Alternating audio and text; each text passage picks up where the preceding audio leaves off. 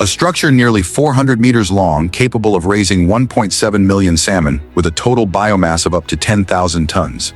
This is Havfarm, Norway's ambition worth more than $240 million to push aquaculture straight into the open ocean.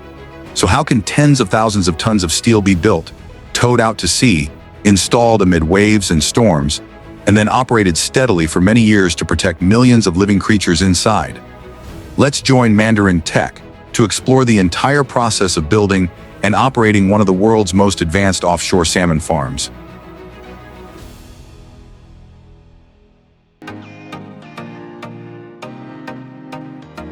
Havfarm was created when Norway's salmon farming industry began facing the increasingly clear limits of coastal fish farms. Farming density was rising, diseases and sea lice were spreading, oxygen levels in the water were declining, and the space for expansion was becoming more and more limited. To keep growing, engineers had no choice but to look toward an entirely different kind of water environment. After many years of research, Havfarm officially began operating in the year 2020, with 6 fish cages suspended as deep as 56 meters below the water surface, a depth that most traditional coastal fish farms can hardly apply. Havfarm is no longer simply a system of fish cages. It is a unified structure that combines shipbuilding technology, offshore construction, marine engineering, and modern automation. Unlike structures on land, Havfarm's greatest enemy is not gravity, but the ocean. Instead of trying to create a rigid structure to confront the sea directly, Norwegian engineers chose a completely different approach. They designed Havfarm in the form of a long ship-like hull, allowing the structure to cut through waves lengthwise instead of taking the full impact from both sides. This shape not only reduces the load acting on the structure, but also creates stability when operating in open waters. The next step is the turret mooring system, a rotating anchoring mechanism often seen on offshore oil and gas vessels. Instead of being locked in one fixed direction, Havfarm can rotate with the wind and currents, always keeping its bow facing the waves. As a result, pressure is distributed evenly along the body of the structure, reducing twisting and metal fatigue throughout many years of operation. However, Havfarm is not the only solution. At many other modern offshore salmon farms, engineers have chosen completely different design approaches. Ocean Farm 1 is a typical example.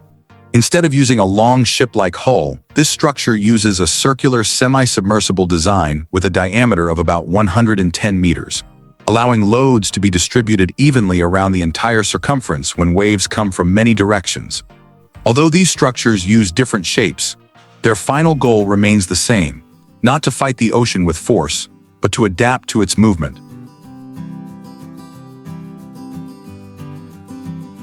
After the design challenge was solved, Havfarm truly began to take shape. But the interesting thing is that this structure was not built in a single factory. First came the load-bearing frame. At the fabrication yard, high-strength steel plates were cut by computer numerical control machines with millimeter-level precision before being moved to automated welding lines. Thousands of meters of welds gradually connected the parts into giant modules. Every weld had to go through non-destructive testing methods, using ultrasound and X-ray inspection to detect cracks or hidden defects deep inside the metal that the naked eye could not see. At the same time, another process was also taking place in specialized factories. Instead of steel, the main materials here were ultra-strong polymer fibers such as high-density polyethylene and ultra-high molecular weight polyethylene, materials that can withstand heavy loads while still being flexible enough to absorb the constant movement of ocean waves. Each net panel was woven, sewn, and reinforced by hand before floating buoys, shape-retaining rings, and fixing systems were added. At some modern offshore salmon farms, engineers also use copper alloy nets to reduce marine growth and lower the frequency of cleaning during operation. Only when these two production lines were completed did they finally come together. The giant steel modules became the main frame, while the net system turned the empty space below into a living environment for millions of salmon. Therefore, an offshore salmon farm is not created from steel or nets alone, but from the precise combination of two systems that at first seem completely separate. Because of its enormous size, Havfarm could not be transported like an ordinary ship. Before the launch day, The entire structure had to go through a series of final inspections, from the water tightness of the floating compartments and the ability to balance loads to the electrical system and mechanical equipment. Only when every parameter met the required standards could the structure be handed over to the transport team. From this point, high-powered tugboats began to take over. The journey of taking Havfarm out to its operating area was not simply about towing a floating structure across hundreds of kilometers. Its speed had to be strictly controlled, and the route had to be calculated according to the tides, wind direction, and weather forecasts to avoid bringing the structure into waters with large waves. If it encountered unfavorable conditions, thousands of tons of load could create movements that exceeded the design limits. Besides Havfarm, in many other modern offshore salmon farm projects, the transport process is even more complex. With especially large semi-submersible structures such as Ocean Farm 1, engineers use heavy-lift semi-submersible vessels and ballast systems to control buoyancy throughout the launching process. By pumping water into or releasing water from the ballast tanks, the entire structure can be slowly raised or lowered, helping reduce stress on the structure and ensuring that all loads remain steadily distributed. But in order to survive out in the ocean, Havfarm still had to go through another important step: being fixed and permanently installed at its operating site. First, remotely operated underwater vehicles, also known as ROVs, were deployed to survey the seabed. They checked the terrain, confirmed the anchor positions, and made sure the installation area had no obstacles that could affect the entire system. With Havfarm, the turret mooring system was connected to high-strength mooring lines to keep the structure in the correct position while still allowing it to rotate with the wind and currents. Meanwhile, at many other modern offshore salmon farms, engineers also use suction anchors. These giant cylindrical steel structures are lowered onto the seabed. Then, water is pumped out of the internal chamber to create negative pressure, forcing the entire anchor deep into the sediment without the need for pile driving like traditional methods. Once the mooring system had been tensioned to the correct design force, engineers continued installing the remaining components. Power cables were connected to supply electricity to the entire farm. Feed transport pipes were extended from the floating system to each fish cage. At this point, Havfarm truly began to take the shape of an offshore salmon farm. After the offshore structure was completed, Havfarm still could not begin operation. The next step was to build a nervous system that connected the entire farm into one unified system. Engineers gradually installed a network of underwater sensors, surveillance cameras, data transmission systems, fiber optic cables, and central control cabinets. These devices continuously collected information about temperature, salinity, dissolved oxygen levels, current speed, and the overall condition of the entire structure. Besides Havfarm, many modern offshore salmon farms also integrate cloud computing platforms, fifth-generation networks, and remote control systems, allowing all data to be transmitted back to the onshore operations center almost in real time.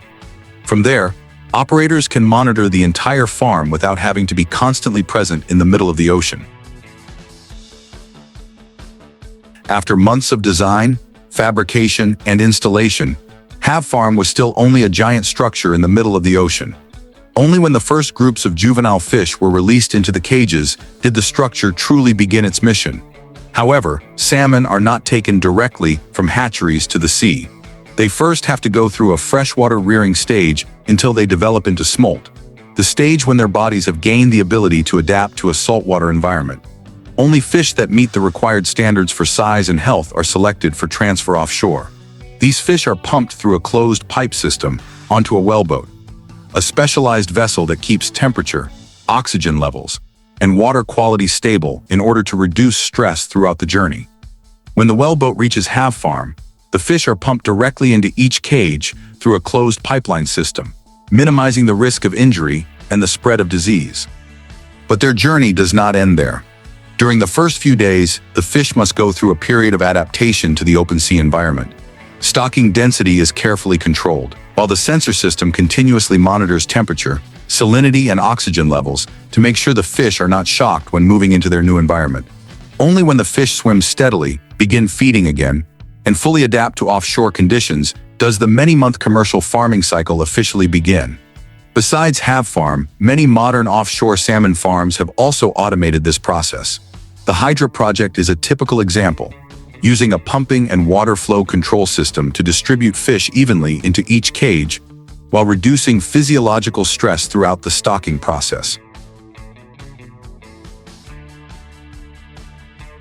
Every hour, data from cameras and sensors is collected from different layers of water.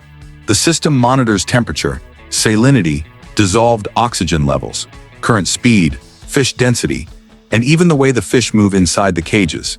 If the fish swim unusually slowly, gather too densely, or respond less actively to feed, it may be the first sign of low oxygen, stress, or disease. Based on these signals, artificial intelligence analyzes the real needs of the fish to adjust the amount of feed and the feeding time. Feed is moved from the central storage system through pipes to each cage, then distributed into the water according to the activity level of the fish. If the cameras detect that excess feed is starting to sink, the system can immediately reduce the portion, saving costs while also limiting waste buildup on the seabed. At the same time, while caring for the fish, Havfarm also continuously checks itself. Cleaning robots wash the nets to keep water flowing through them. Remotely operated underwater vehicles inspect the seabed, mooring lines, and underwater connection points, while software analyzes operational data to give early warnings about the risk of sea lice, disease, or equipment failure.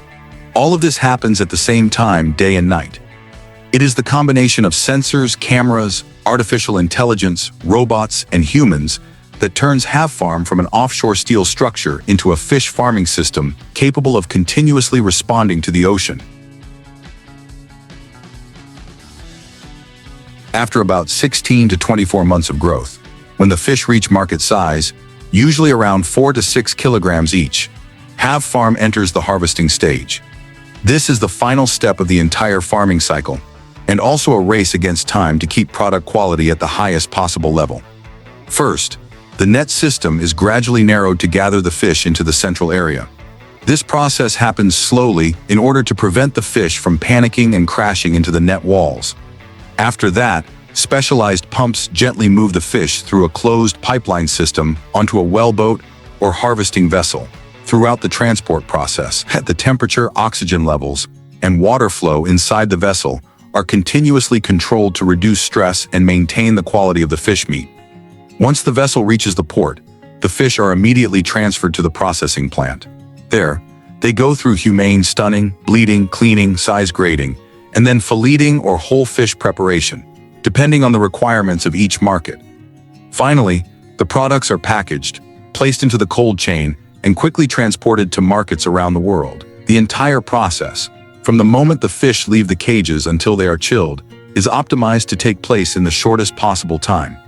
Because with just a delay of a few hours, the quality of the product can already begin to decline.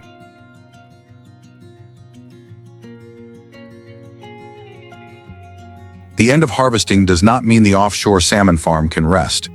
On the contrary, this is the moment when a new maintenance cycle begins. After months of operation in harsh seawater conditions, every part of Havfarm must be carefully checked before a new batch of fish can be brought in. Engineers inspect the entire steel structure, the mooring system, the fish nets, and all underwater equipment. Remotely operated underwater vehicles are deployed to survey the seabed, examine the mooring lines, and check the underwater connection points that keep the structure in position. At the same time, cleaning robots remove marine growth from the nets, helping maintain water circulation through the cages and reducing the risk of disease spreading in the next farming cycle. Maintenance is also carried out on the smart systems above and below the water. Sensors, cameras, power cables, feeding pipes, and control equipment are tested to make sure they can continue operating reliably in the next cycle.